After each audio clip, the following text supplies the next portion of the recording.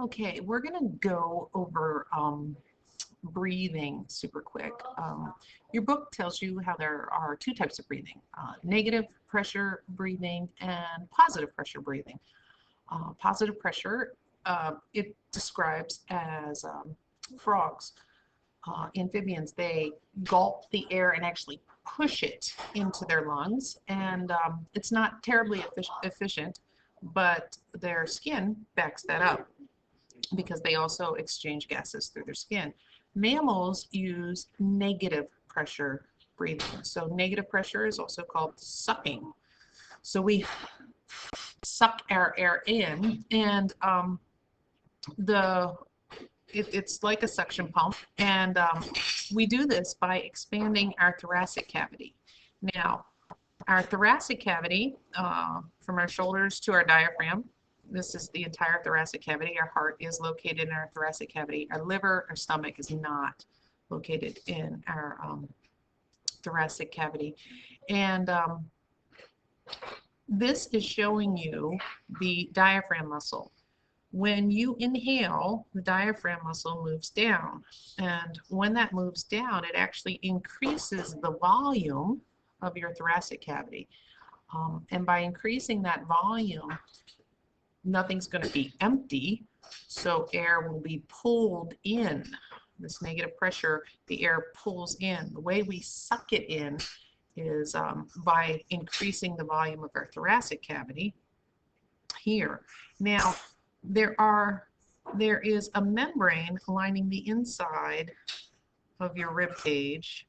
The inside, there's a membrane here, and then there's a membrane on the outside of your lung. Now, those two membranes are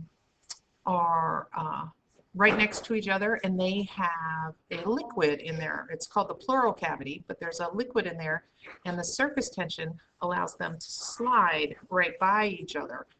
Now, you've probably heard about family. You've probably heard or seen like a chest tube or a collapsed lung. You get any puncture in here, what that puncture does is it allows the lung to actually collapse. It's no longer inflated against, and the surface tension of the two membranes, the pleural cavity, aren't aren't in contact. Normally they slide up and down, and it's surface tension holding the two layers. But any kind of trauma, and you can collapse it or pull it apart. Now, you don't need to be shot or stabbed to have that happen. Just a good whack can have that happen. Now, if you do get an injury and you get bleeding in here, broken rib or something, the blood pool can actually separate the two membranes to where that fluid is, separate the two membranes, and then even though you're expanding your chest, you're not really expanding your lungs. It just kind of sits here shriveled up. So the only way to then get that lung reinflated is to basically let everything else out of this area, and then the atmospheric pressure will push through here to your bronchi and help inflate your lung, and they'll give you some oxygen under pressure.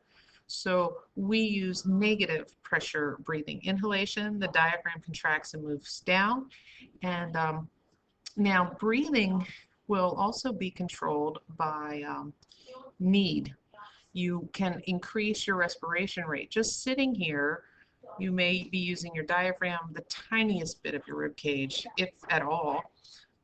Yoga does a lot of diaphragm breathing, putting your stomach in and out to exchange the oxygen, definitely breathing through your nose. But when you're out running and you need to ventilate even more, then not only will your rib muscles, and that's when your chest is going up and down, your rib muscles will help ventilate. Muscles in your back, muscles in your neck will all be expanding your thoracic cavity, pulling that air in. Of course, when the diaphragm relaxes, it moves up, your thoracic cavity is much smaller, and that is the exhalation of breathing. Now, this section of your book comes with some vocabulary words. Let me show you about my writing up here. One is called tidal volume. Tidal volume. And this is the volume of air that you inhale and exhale with each breath. So you do about a half a liter of gas, so we're 11.2 moles of the gas mixture. So that's inhale and exhale is your tidal volume. Now your vital capacity, um, is the maximum tidal volume you can have, and hopefully in lab you will get to that, and it's anywhere from 3 to 5 liters. 3 to 5 liters. This is typically female, this is typically male, not for any sexist reasons, only because the male thoracic cavity tends to be larger. So your vital capacity is the maximum in and out that you can do. Now, what happens when you exhale, though, you never get rid of all of the air in your lungs. And what's left over is what's called the residual volume. So even though you push it all out, there's still some in there. So with your next breath, you have a mixture of old and new. So the residual volume remains in the lungs, and that is actually pretty good. It keeps the alveoli in your lungs from collapsing. Another thing that keeps the alveoli in your, remember the alveoli is the end of the air sac. Let me try to draw an alveoli. And the capillaries come right around those alveoli with the blood. Remember there is a liquid here, a surfactant liquid, a liquid with lipids in it that to lower the surface tension to keep these alveoli from collapsing on themselves, the moisture. Very similar to the surfactants that allow these two membranes to slide in the pleural cavity next to each other. We don't want these guys to attract each other, so keeping a little bit of air in there is a good thing.